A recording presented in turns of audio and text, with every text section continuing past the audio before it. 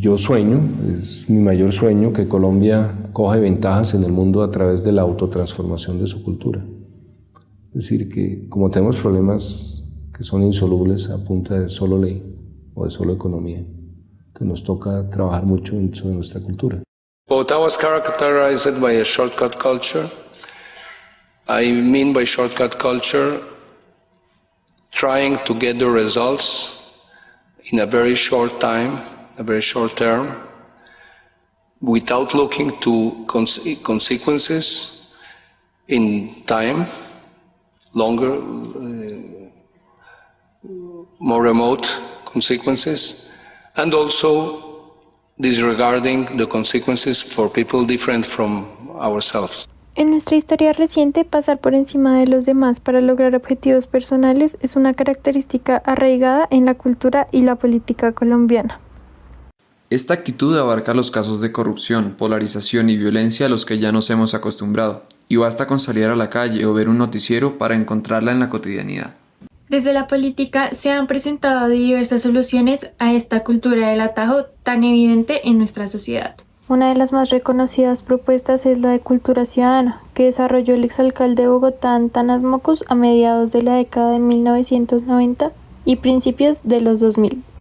Teniendo en cuenta como paradigma la armonización entre ley, moral y cultura.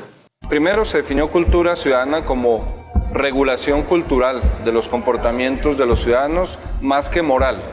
O sea, se enfatizó a veces el autocontrol. So I will speak about harmony of law, morals and culture if there is no cultural approval and no moral approval to illegal behavior. That's the precise sense. And the harmonization is the construction of cultural and moral refusal of illegal actions and moral and cultural approval of legal obligations. So if the three regulatory systems work in the same direction, even if some of them are silent in some of the matters, but if they work well, there is coexistence. If not, there is not coexistence. There is violence, or at least illegality. Con la ayuda de un amplio grupo de antecedentes y de 6 expertos a quienes pudimos entrevistar, indagamos por la posible vigencia de estas propuestas en el contexto actual, permeado por coyunturas recientes como el postacuerdo de paz con las FARC y la pandemia del COVID-19. A la luz de 5 categorías de análisis que elaboramos para estudiar a profundidad la política de cultura ciudadana, entrevistamos a los siguientes académicos. Al investigador de Bristol radicado en Inglaterra, Andrei Gómez Suárez, al profesor de Filosofía de la Universidad de los Andes, Sergio de Zuviría, al vicerrector de la Universidad Nacional, Carlos Augusto Hernández, al exdirector de Corpovisionarios y actual director de Cultura Ciudadana en Bogotá, Henry Murraín, al investigador en Psicología de la Universidad de los Andes, Enrique Chaux, y al profesor de la Universidad Católica, Carlos Arturo Ospina. Antes de profundizar en las categorías, vamos a mencionar algunas de las bases teóricas de las políticas de Mockus, que identificamos a través de los antecedentes y se complementan con las entrevistas. Las propuestas del exalcalde parten de referencias claras a varios autores. En especial, recoge la idea de autorresponsabilidad y redes epistemológicas propias de Immanuel Kant, una teoría de la acción comunicativa agrupando a Jürgen Habermas, Basil Bernstein y John Rawls. La teoría de la elección racional de John Elster e igualmente se mencionan al economista Douglas North, estudioso en normas y convenciones sociales, y el desarrollo moral trabajado por Lawrence Kohlberg. Nuestra primera categoría de análisis fue sobre la armonía entre ley, moral y cultura, el paradigma central del pensamiento político y de transformación cultural de Mockus. Allí preguntamos por el recorrido de las campañas, el divorcio declarado entre esos 3 sistemas reguladores, la posibilidad de caer en autoritarismos o en hegemonías de la ley, sobre cuál de los sistemas prima en las acciones de los colombianos y qué justificaciones suele haber para desobedecer la ley. Yo pensaría que hoy en día en los colombianos lo que más efecto tiene es la regulación social, ¿sí? Lo que digan los demás, lo que digan las personas que están conmigo. Y eso no solamente en Colombia, eso es parte de lo que ha encontrado la psicología social. Ese efecto es gigantesco, es enorme, ¿sí? Y muchas veces le hacemos más caso a lo que hagan los demás que a nuestros propios principios. Ahora, Las personas que tienen cargos de liderazgo político en Colombia piensan al revés, piensan que lo que tiene más efecto es la ley. Y entonces, por eso es que están todo el tiempo buscando nuevas leyes, promoviendo nuevas leyes. En el Senado se aprueban cantidades de leyes todo el tiempo y muchas veces están buscando que las leyes sean con sanciones más fuertes. Si uno lo que hace es desde la cultura colombiana imponer unas leyes para que se vean como valores morales, no, pues estamos fregados, porque entonces puede ser una cultura autoritaria, machista, racista. Entonces las leyes son profundamente, en Colombia, o al menos tratan de ser profundamente liberales, la gran mayoría, pero es la cultura la que hace que eso quede como una letra muerta en el papel y que no se transforme en una apropiación moral por todos los ciudadanos. La idea de armonizar es la idea de reflexionar sobre la coherencia y la pertinencia de lo que las leyes, las normas formales determinan. Ojo que armonizar no es integrismo irreflexivo. Cuando decimos armonizar no es que mecánicamente la gente deba plegarse sobre la ley sin pensar, sin reflexionar, sin debatir. Eso nunca lo pensó Mockus, ni hace parte de la reflexión de armonizar. Y creo que no comparto, digamos, ni la relación armónica entre los tres niveles, ni tampoco la ciudadanización absoluta en que cae la teoría de Antanas. Porque yo creo que uno no vino al mundo solamente a obedecer, sino vino al mundo a emanciparse, construir identidades y subjetividades y al mismo tiempo ser ciudadano. En el uso privado, pues hay que cumplir cosas, pero en el uso público hay que ser totalmente rebelde, totalmente crítico de las normas que se han aceptado. La siguiente categoría fue la de convivencia y respeto al bien común, que parte de considerar lo estatal como sinónimo de lo público y como sagrado. Así se procura también una sana convivencia entre los individuos. Indagamos sobre la valía de cuidar a los demás, la valía de cuidar el espacio público y la capacidad y disponibilidad para trabajar en conjunto de los colombianos. Y durante un periodo muy largo de tiempo avanzó una idea como que había cierto fatalismo y eso había cundido por décadas, haciendo que la estima de los bogotanos por su ciudad se deteriorara muchísimo. Y la imagen de la ciudad misma frente al resto de ciudades se deteriora muchísimo. Es decir, no es justo tolerar que alguien se crea con derecho de matar a otro porque piensa distinto. O sea, a esos realmente habría que transformarlos o habría que protegerse de ellos. No es justo que alguien crea que puede abusar de los recursos públicos. O sea, existe lo sagrado, aquello que es compartido por todos y que de alguna manera todos valoramos.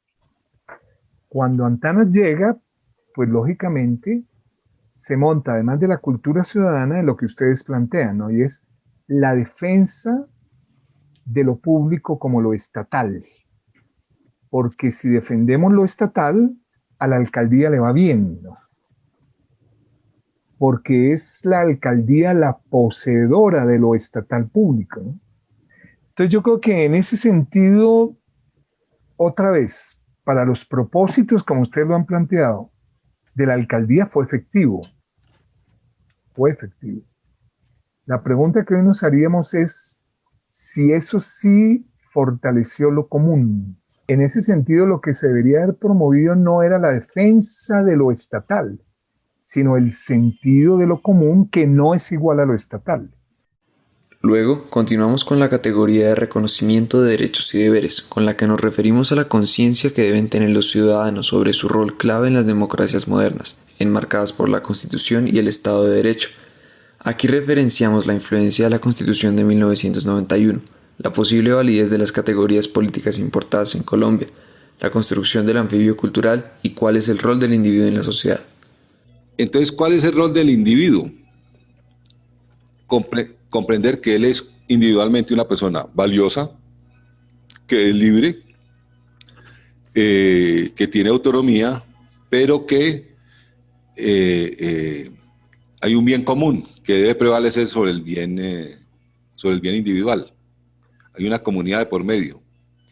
Y ahí es donde el individuo se encuentra con la frontera entre sus derechos y sus deberes y sus reconocimientos y sus responsabilidades con los demás. Yo no necesariamente lo vería como algo positivo, porque implica que se mueven los dos ambientes. Entonces, un anfibio cultural sería uno que se puede comportar un momento dentro de la cultura ciudadana y otro momento dentro de la cultura del atajo, y no tiene como un compás ético y moral que le permite, que lo afianza fuertemente, sino que saca provecho dependiendo de dónde esté. Entonces, no, yo lo que creo es que más que anfibios culturales, lo que nosotros necesitamos son transformadores culturales. Nosotros necesitamos, si quieren una palabra más radical, reformadores culturales, revolucionarios culturales, que hacen un llamado a cambiar los patrones de comportamiento y que se hacen una autocrítica, porque es que si como sociedad, como individuos, si no somos capaces de hacernos una autocrítica, nosotros no vamos a poder cambiar. A ver, yo creo que Colombia ha tenido un cambio enorme en términos de derechos y deberes, pero no tanto por las alcaldías de Antanas, sino por el cambio de constitución. La constitución del 91 realmente le dio un vuelco a cómo en Colombia consideramos que manejamos los derechos de las personas. Y la constitución del 91 apareció pues con un montón de estrategias súper rápidas que buscaban ser efectivas para la defensa de los derechos. Con la categoría de respeto a la vida nos referimos a la intención que hubo de reducir las muertes y la violencia de la sociedad colombiana mediante la pedagogía y la autorregulación. Indagamos sobre la relación de esta política con el reciente proceso de paz, el reconocimiento de la violencia como un fenómeno muy arraigado en nuestra sociedad, las iniciativas de desarme ciudadano y si Mockus fue o no pionero en establecer el respeto a la vida como política de Estado. Para el mundo, Colombia era un caos completo. Y yo creo que lo que empezó a hacer Antanas en Bogotá empezó a convertirse como una islita, y que Bogotá empezara a bajar los homicidios, y Bogotá, es decir, Colombia siguió con una tasa de homicidio muy alta y Bogotá empezó a bajar muy rápidamente. Eso empezó la gente en el mundo a decir: ¿qué está pasando en Bogotá? ¿Qué está pasando en Bogotá? Pero desde un orden cívico, ahí es donde estamos nosotros quedados. Porque esa consigna de la vida sagrada era una consigna eminentemente cívica. Y estamos quedados. En el orden jurídico están. En el orden moral pueden estar también, claro, la gente no dice, matar a otro no es nada bueno, eso no se debe hacer. Pero, por ejemplo, una de las cosas que acusábamos, que nos falta esa fuerza cívica, nos falta la capacidad de hacer el duelo. Los medios de comunicación, está todo el mundo haciendo ese duelo, porque hubo esa masacre. Aquí, ¿cuántas masacres no han habido y de cuál nos acordamos? De ninguna. Pues lógico, por mi pertenencia, digamos, a una tradición mucho más crítica de la violencia, de una tradición más pesimista en lo cultural, yo creo que ese tipo de eslogan, al revés, pueden llegar a tener efectos totalmente contrarios a sus intencionalidades originales, completamente. La vida es sagrada puede terminar en manifestaciones de sectores evangélicos del Opus Dei exigiendo la muerte de quienes hagan aborto. Unas cosas ahí delirantes, digamos. Y nuestra última categoría de análisis se refiere a la retroalimentación general que los entrevistados y los antecedentes hicieron sobre la idea de cultura ciudadana como una política pública. Aquí agrupamos los resultados de las alcaldías de Mockus, aquello que hizo falta en ellas, lo hecho durante otras administraciones, la influencia de la propuesta en contextos diferentes y la validez o no de este pensamiento político y de transformación cultural. Creo que no se puede lograr ese cambio cultural solo con las ideas de Mockus. Las ideas de Mockus aportan algunos elementos, pero yo creo que lo que necesitamos es una convergencia de múltiples ideas. A mí me parece, por ejemplo, que la pedagogía dialogante que propone el Merani es muy enriquecedora. A mí me parece que la apuesta que hacemos en Rodemos el Diálogo de promover una cultura de diálogo y de unas transformaciones que van, digamos, que van en una dimensión profundamente espiritual son fundamentales. Entonces yo creo que a Mockus no hay que idealizarlo. Digamos, yo no haría ese híbrido, cultura ciudadana. No, yo hablaría de cultura emancipatoria, cultura crítica, cultura de redención, pero no ciudadanía. Cuando aparece el sesgo de ciudadanía, empieza un cierto coqueteo, digamos, con el derecho, con el liberalismo, con el individualismo, que es lo que yo he llamado siempre la ciudadanización de la política. Porque es que ¿cómo es posible que uno quiera un cambio cultural en Colombia? ¿Cómo es posible que uno le puede decir a la gente que la cultura del atajo no funciona cuando uno tiene un presidente que promueve fake news a través de Twitter y promueve el racismo y la xenofobia? Es muy difícil. Ellos son los referentes éticos que refuerzan la cultura perversa del atajo.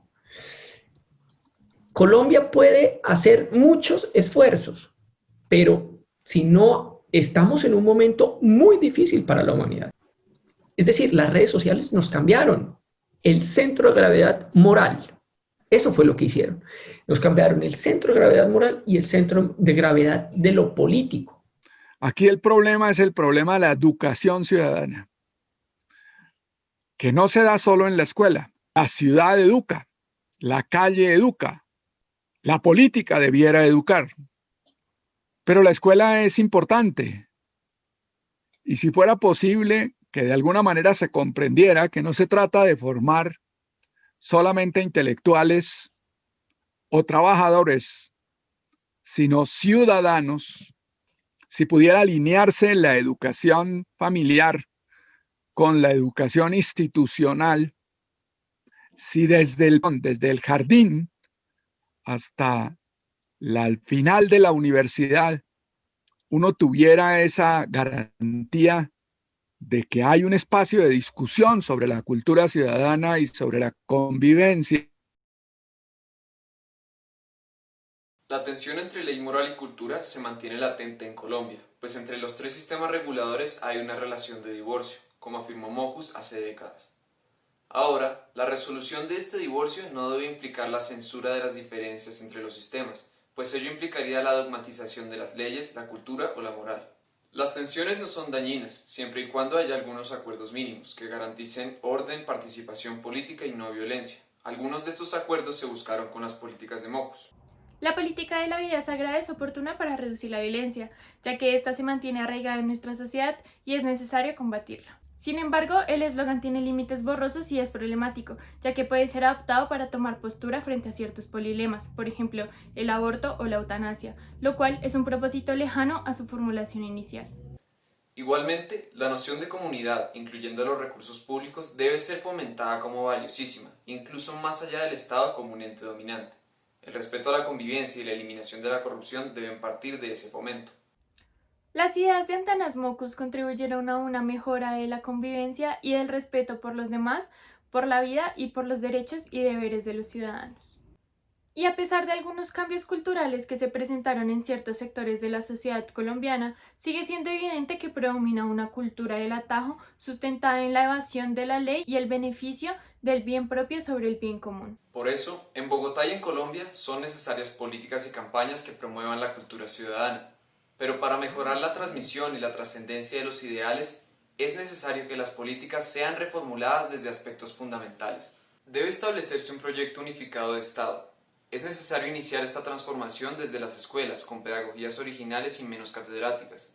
Se debe enfatizar más en la autorregulación ciudadana y, por último, es necesario considerar el cambio inevitable que generan las redes sociales y adaptar las propuestas a estos cambios, de forma que las tecnologías no sean una amenaza para la cultura ciudadana.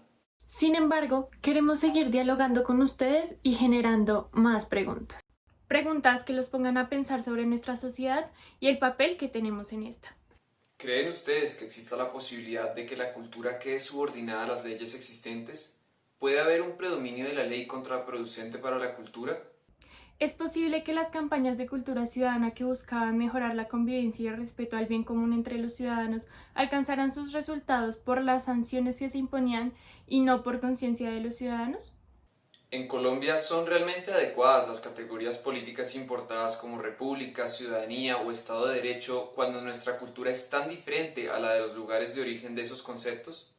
¿Es posible lograr la transformación cultural que se ha propuesto solo a partir de un grupo de individuos o una minoría social? El eslogan de "La vida es sagrada" en un país tan conservador y católico como el colombiano no podría representar, en lugar de una mejora por el respeto a la vida, un argumento en contra de movimientos pro aborto o pro eutanasia. ¿Será que la cultura ciudadana mantiene vigencia en un mundo cuya cultura y moral están siendo transformadas por la nueva era digital y las redes sociales? Por todo lo anterior, queremos compartir con todos ustedes las palabras que Jaime Garzón les decía a los jóvenes hace 22 años.